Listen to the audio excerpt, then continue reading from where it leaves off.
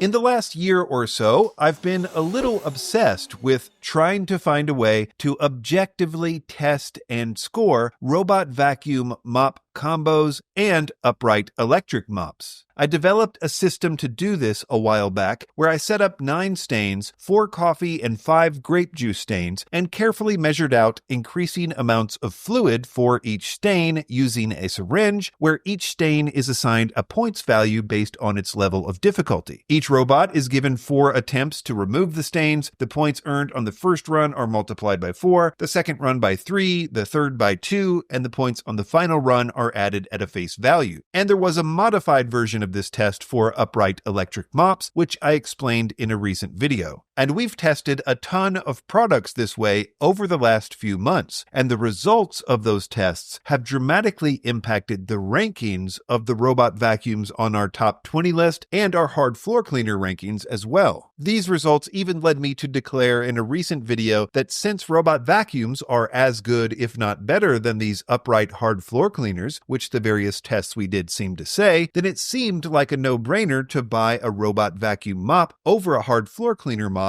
in most situations because robots are automated and require less maintenance. But there was a major flaw in that thinking that I should have caught early on, and that flaw is water usage. Basically, the more water that a product puts out when mopping, the better it will do with these dried-on stain tests. But that's a problem because more water left behind means more streaks on the floor. And that means essentially that the floors are left more dirty if the products use a ton of water. This creates a perverse incentive for companies to program robots to use a lot of water when mopping in order to do good with these kinds of tests. And they don't have to think about the water left behind as much since tracking streaks and water usage isn't something that anyone is doing as far as I know. This is a bigger problem for robot vacuums that use spinning pads or fixed pads because they don't deal with lots of liquid well. They just kind of spread liquid around if there's too much of it. So it's critical for those types especially to use precise amounts of water to mop the stains up but not leave much water behind. It's a balancing act. With roller mops, however, like on upright hard floor cleaners or robot vacuums that have rollers, it's a bit different since they can use a lot of water to clean the stains, but since those systems squeegee out excess water from the roller as it mops and store dirty water on board, they don't tend to leave behind as much water. To recap, the problem here is that there are a lot of robot vacuums that Vacuum Wars has ranked really high that should be ranking a lot lower because the mop tests that we did previously unintentionally rewarded high water usage where it should have penalized high water usage. So how am I fixing this problem? The first thing I did was develop a way to objectively score their water usage. We did this by weighing a paper towel before and after a run on a 4x4 section of the test area on the low and max water settings. And what we found was disappointing. We found that robot vacuum manufacturers were all over the board with water usage. Of the 31 robot vacuums we tested, the average weight of the water left behind was 1 gram. But some, like the Sharks, went as high as 3 grams. And on the lower end, like with the Samsung and the Roborock S8 Max V, almost no water was left behind. One really frustrating thing was that there wasn't a lot of options between their low and max water settings. So if you had one that put out too much water, you were just kind of stuck with it, like with our previous number 1 pick, the Roborock Crevo Curve, where it put out 2.1 grams of water on its max setting and 2 grams of water on its low setting. So your choices were too much water or too much water. I found that problem to be common too. With few exceptions, there wasn't that much difference between their low and max water settings. Another thing that was interesting was that though we found very consistent scores for each model, meaning that if we tested the Dreamy L40 multiple times, we kept getting an average of 1.8 grams of water. But it was not consistent among the brand. Like each Roborock or Dreamy model seemed to have been programmed differently in this regard. For example, the Dreamy X40 L40 used consistently a lot less water than the L40. This lack of consistency across brands was disheartening. It was like each model had a new programmed water setting. I should say that this problem is something that I'm pretty confident manufacturers can fix in firmware updates if they wanted to, since I've had companies tell me this directly. And I think that we should ask them to do that if they can. I mean, if we at least had the option to have a low water setting that didn't gush water, it would fix this issue in many cases. I should also say that this doesn't mean that less water is good. In fact, some of the ones that used the least amount of water were the worst at mopping, as you would expect, because you need a certain amount of water to mop stains on floors, just not too much. The main thing I'm trying to say here is that manufacturers need to start trying to find this balance and be more consistent. This also means that robot vacuums that use rollers instead of pads tended to do better in our tests, but not necessarily. For example, the Eureka J20 and the Eufy S1, both of which use rollers instead of pads, were number 1 and number 2 respectively if you only considered the 2 data points of water usage and dried stain test scores. But on the other hand, the 3i S10, which also uses a roller system, ranked near the bottom in 26th place using the exact same metrics. So having a roller system doesn't guarantee better results here, but it does seem to help. So what am I doing to fix this? Number 1, I took down that video about the hard floor cleaners where I claimed they weren't as good as robot vacuum mops. They clearly are a little better, if for no other reason than they're more consistent with the small amount of water they leave behind while achieving similar stain test scores. And number 2, we're now doing the following to determine how good robot vacuum mops are at mopping. We first run a test on its maximum water setting and get a score for both its stain removal results and its water score, in which the more water left behind, the more of a penalty it gets. We then have another tester rerun the test, this time on medium power, and score both the stain results and the water score. This person also does an additional water penalty test for low power, and it's all averaged out. So theoretically, the mop rankings going forward should be based on the best stain removal scores with the least amount of water left behind. And I have updated the algorithm, and it radically changed the rankings of the Vacuum Wars Top 20 Robot Vacuum list, with the biggest change being that the Crivo Curve, which was ranking number 1 for several weeks, has now dropped to number 5, and the Crivo Edge has taken its place. If you have a robot vacuum that uses too much water, I would suggest keeping it on its lowest power setting and emailing the company a link to this video and asking them to add a firmware update to make the low water setting lower. And I will try to do much better in the future, because it's my goal to try to find ways to genuinely help the consumer make more informed decisions.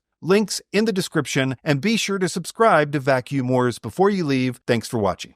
All of the links in the description are updated regularly to reflect our current favorite vacuums in multiple categories. You'll also find links to the Vacuum Wars website in the description, where we have more detailed lists of our favorite products, like our new Top 20 Robot Vacuums list, which is updated weekly.